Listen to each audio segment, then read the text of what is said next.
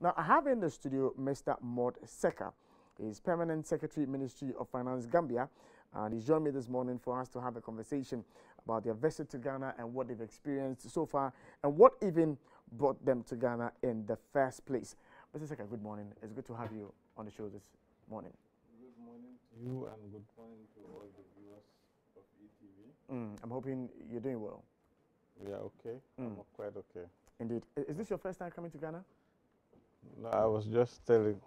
This year alone I've been here. This is the fourth time. This is the fourth time you've been here. Fourth time you've been here. Yes. And what's been the experience? A fantastic experience. I feel home when I come to Ghana. Interesting. Yes. What are some of the things that are here that makes you feel like this is home, this is Gambia? I like the food. You like the food? Yes. Do you have any particular one in mind that you've enjoyed so far since you came? Yam and palava sauce is something I like very much. Wow. Have you tried fufu? Yes, I did. You tried it? I did. It was good? Very good, very good. Okay, all right. I'm hoping that by the time you leave, maybe some kinky would have happened or some banku. Have you tried banku? I've tried all of them. Everything? Yes. Then you're a Ghanaian? I am. Interesting. Yes. But officially, what brought you here to Ghana? Yes, I brought in a team from the Ministry of Finance of the Gambia. I am the permanent secretary of the Ministry of Finance of the Gambia. Okay. And we are undergoing some public financial management reforms, which includes enhancing the efficiencies and profitability of state-owned enterprises. Okay.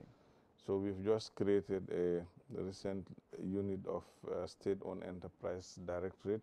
Okay. And we want to migrate from directorate to a state-owned enterprise commission, which is parallel to Secka. And that is why Secka is hosting us for a study tour. Okay. So would I be fair to say that you're here to study the module that Secka is running with? Yes, exactly. There may be other countries who may be running similar modules in their, different countries. But what's so special about the Secka module that you are interested in? We have a lot of similarities in terms of the challenges that our state-owned enterprises are confronted with. They pose a great fiscal risk on the government. Okay. Some of them are also not doing very well financially. So to some extent, the similarities between what happens in Gambia and Ghana are almost the same, so we can learn a lot from here. Interesting. We will come back to the Secka module in a bit, but since you came, are there any other state institutions that you've visited since you came? Yes, we've been to State Housing, BOSS, the Ministry of Finance itself, our counterparts. We've also been to VRA and to the Akosombo Dam. Ah. Yes. Interesting. Now, so the things you found out here so far with your interactions with Secka, what are some of the key things you find within our module that you feel would inure to the benefit of Gambia if you're back? We've gone through a whole host of things with Secka, starting from governance of state-owned enterprises, how you, for instance, set up the boards, appoint the CEOs and key management. We've also gone through with them the different types of targets that are set for individual state-owned enterprises. You know, state-owned enterprises have their own specificities. Somebody is in the energy sector, which is completely different from somebody in telecommunications. Indeed. So some of their KPIs are a little bit different. So we've learned a lot from that. Yes. So moving forward, let me just go into the Gambian economy and how it's doing. How is the Gambian economy doing with the Russia-Ukraine war and COVID-19 and all? How is it doing? It's a little bit more resilient, I would say. We are also going through very difficult challenges, particularly on inflation. But then in our case, inflation is around 12.9%. Okay. Last month. and also the Dallas, which is the local currency, has depreciated against the major currencies, particularly the dollar. But you know, you see the dollar strengthening against most countries, not only West African currencies, but even the euro is a case in point. Yeah. Yeah. So you said that yours is a bit, you know, resilient. Yes, relative to what is Ghana. happening here. Yeah, yes. because yesterday we got the Ghana Statistical Service giving us 40.4%. That's the inflation yes. rate. And so I'm curious, what's doing the trick for you in your country? I want to believe, to some extent, we've had a little bit of buffer in our reserves. Okay. We also have been getting a lot of inflows into the country up to last year, particularly remittances. Last year we had close to $777 million of remittances. Wow. Into the country. Wow. So at least that has created a little bit of shock absorber for the economy. And I think that is why there's some element of resilience. Yes. You mentioned that you've been to the Ministry of Finance, you've been to Boston and some other places. You get the sense this is a symbiotic conversation we're having where the Ghanaian authorities are also picking stuff from you as you engage them, at least, even if it's the Secka module we are thinking about. You get the sense they are picking information from you as to how you're managing affairs? It was an interactive discussion, and both parties learned from each other. Okay. Because we also shared our experience in the different areas. Yeah. Well, if you just join us, you're welcome to the conversation, and we're talking about, you know, Ghana and Gambia and what we can learn from ourselves as two nations, especially at a time when the Russia-Ukraine war is throwing virtually all plans of governments across the world off gear. Now, let's talk about the module itself and, you know, your engagement with Secka. Now, I don't know when you're leaving town. Today. Today, you're leaving town today? Yes. Interesting. Immediately after this show, I think. Yeah. Interesting. Yeah. So what key issues are you taking away from your engagement? At the level of the Ministry of Finance, we learned a lot about the different fiscal risks that state-owned enterprises are posing to Ghana. And it's not a peculiar situation, it's the same with Gambia. We have instances where government borrows loans and on-lends it to them. Some of them are having challenges paying those loans. So it means government is paying on their behalf. So that's a big risk. You have instances where they go in and borrow or maybe have some other investments that are guaranteed by government. When they default on those guarantees, it's government that makes do of the amount that is involved. So generally, I think the risks are the same. Also, we have learned with a lot of passion from BOSS that the distribution of petroleum products in Ghana is very efficient, and